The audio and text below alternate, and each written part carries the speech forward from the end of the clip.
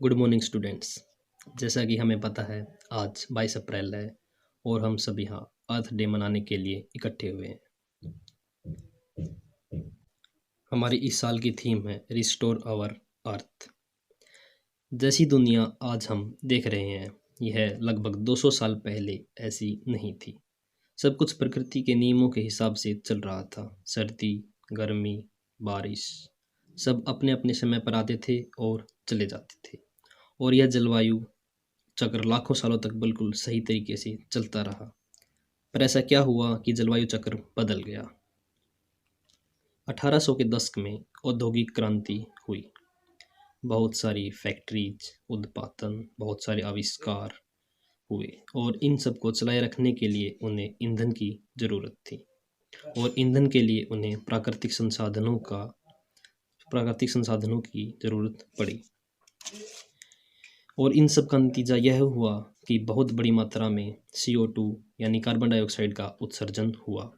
1780 और 1840 के बीच हुई औद्योगिक क्रांति, पर इसके बाद भी CO2 का उत्सर्जन नहीं रुका।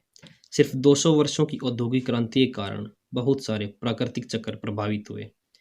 जो प्राकृतिक चक्र लाखों सालों से बिल्कुल सही और लगातार चले आ रहे थे, अब केवल 200 सालों की वजह से वो एकदम से प्रभावित हो चुके थे।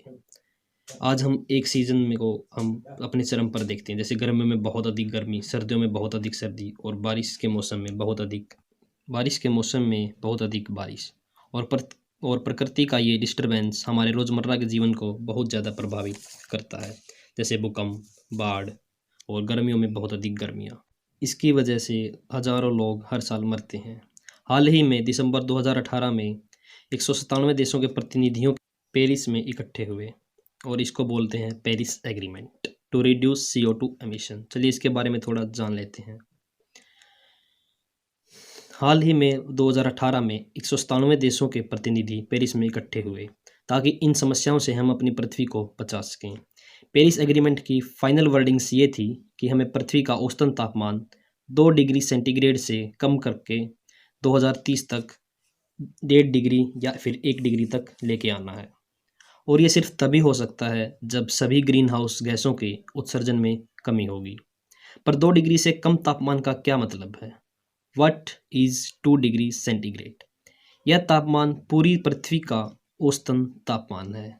The average temperature of whole earth is around 2 degree centigrade. पर 2 डिग्री बहुत ज़्यादा तापमान नहीं लगता। हमने जब से अर्थ को टेम्परेचर को रिकॉर्ड करना शुरू किया है लगभग 1890 के आसपास से, तो 1890 में यह था -0.37 डिग्री सेंटीग्रेड। फिर 1940 में हुआ -0.03 डिग्री सेंटीग्रेड। फिर 1980 में हुआ +0.27 डिग्री सेंटीग्रेड और 2000 में हुआ 0.42 डिग्री सेंटीग्रेड। अब तक का सबसे गर्म 2016 में रिकॉर्ड किया गया, जो था 0.99 डिग्री सेंटीग्रेड, यानी कि 1 डिग्री के आसपास। पिछले 130 सालों में यह सबसे गर्म साल 2001 के बाद देखने को मिलते हैं। 2016 अब तक का सबसे गर्म साल रहा है। अभी हम 1 डिग्री सेंटीग्रेड पर हैं और पेरिस एग्रीमेंट हमें बताता है कि हमें टेम्परेचर 2 डिग्री से कम रखना है, अगर हो सके तो 1.5 डिग्री से भी कम। आज के 1 डिग्री तापमान को अगर हम 2 डिग्री से कंपेयर करें तो 2 डिग्री तापमान बहुत ज़्यादा खतरनाक है। It is too dangerous. पर बिना किसी गाइडलाइंस एफर्ट्स में ये टेम्परेचर इससे ज़्यादा भी हो सकता है और यह बहुत ही ज़्यादा जीवन के लिए खराब होगा, जो जीवन पृथ्वी पर संभव है। और इस टारगेट को पूरा करने के लिए प्रत्येक देश अपने CO2 उत्सर्जन को कम करने का प्रयास कर रहा है।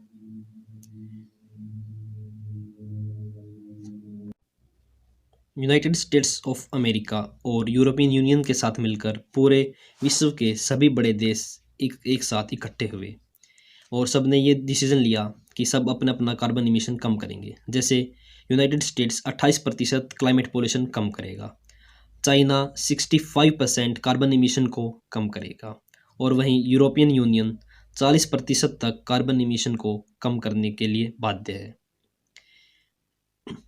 इसके साथ हमें ये भी पता होना चाहिए कि कौन से देश कितना कार्बन एमिशन में कंट्रीब्यूट करते हैं। फॉर एग्जांपल चाइना, जो कि कार्बन इमिशन में बहुत बड़ा महत्वपूर्ण योगदान देता है, जो कि लगभग 30% के आसपास है। यूएसए 15%, यूरोपियन यूनियन 7%, 10% सॉरी, और इंडिया 7%, और इसके साथ ही Russia 5%।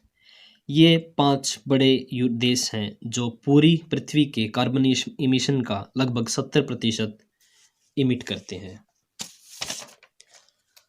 How this agreement work, अब देखते हैं कि ये एग्रीमेंट काम कैसे करता है। यूनाइटेड नेशंस में हर देश का एक रिप्रेजेंटेटिव होता है।